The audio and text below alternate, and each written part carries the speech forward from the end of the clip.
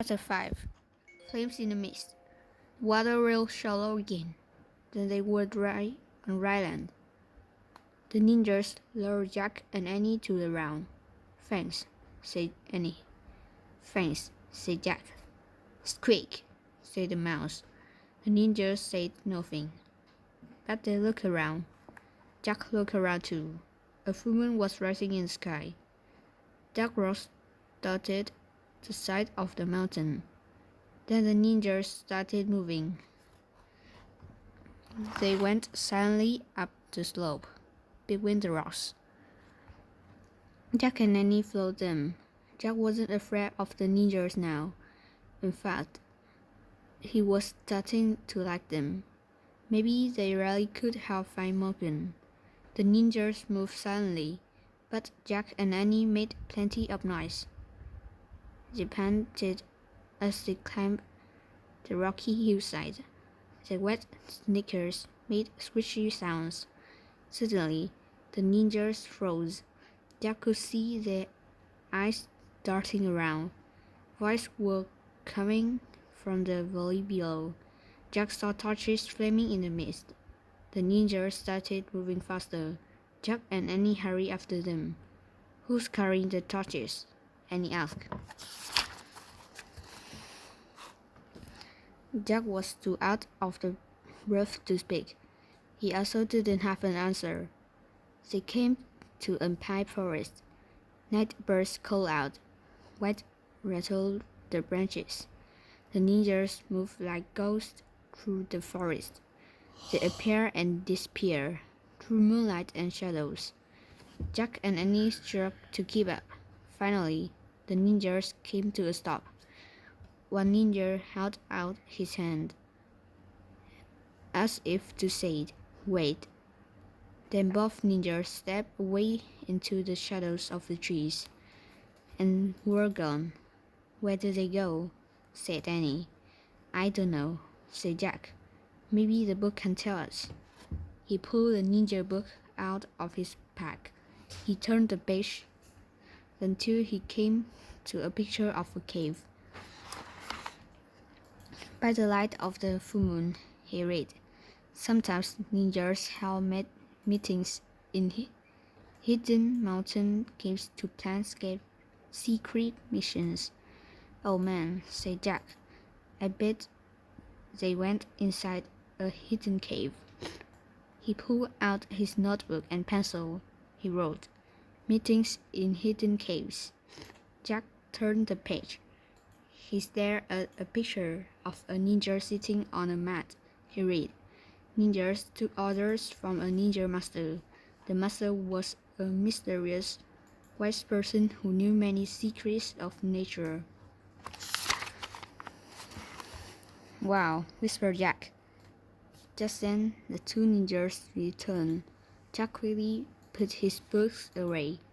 The short ninja motioned for Jack and Annie to float. In the shadows was the entrance of a dark cave. "What's in there?" Annie whispered. "The ninja master."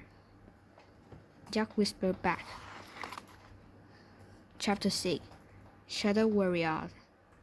Jack and Annie went into the cave. They followed the ninja through the darkness. The back of the cave was lit dozens of candles. Shadows danced on the walls.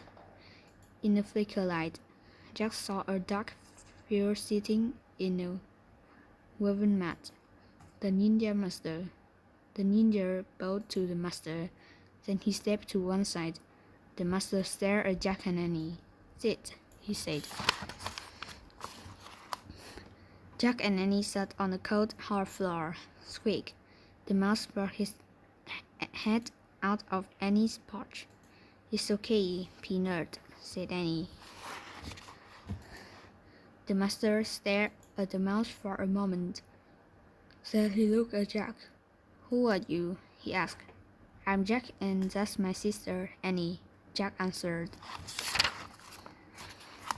"Where did you come from?" the master asked. "Fort Creek, Pennsylvania," Annie answered. "Why are you here?" he asked. "We're trying to help our friend Morgan Le Fay," said Jack. "She left us a message." Annie pointed to the short ninja. We gave the message to him. You mean you gave the message to her, said the ninja master. And she has given it to me? She, said Jack and Annie together. The woman ninja eyes sparkled. Jack thought she might be smiling. The master held up Morgan's note. Perhaps I can help you, he said. But first you must prove yourself worthy of my help. Just then the tall ninja appeared. He made a sign to the master. The master stood up. He handed Morgan's note to Annie. We must go now, he said. The samurai are close. Samurai, said Jack. He knew that the samurai were fierce Japanese fighters. Were they the ones in the valley? Jack asked.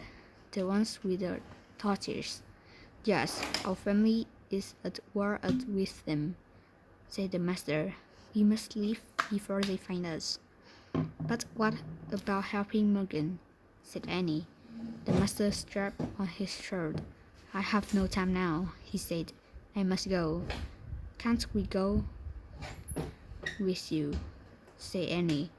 No, there's no place for you where we are going. You must find your way back to your house in the trees. Alone? Said Jack. Yes, you must go alone, and beware of the samurai. Why? Said Jack. They will think you are one of us, said the master. They will ask you no questions. They will show you no mercy.